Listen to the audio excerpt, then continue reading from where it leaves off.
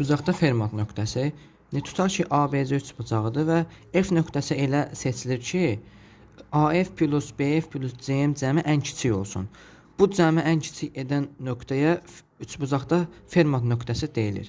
İndi burada iki şərt var. Əgər əgər üçbucaq iti bucaqlıdırsa, bütün bucaqlar iti bucaqdırsa, onda Fermat nöqtəsi üçbucağın daxilində olur. Və belə bir şərt var ki, və bu Fermat nöqtəsi tərəflərlə birləşdirildikdə alınan mərkəzdəki bucaqlar hər biri 120 dərəcə olur. Bu bucaqların hər biri 120 dərəcə olur.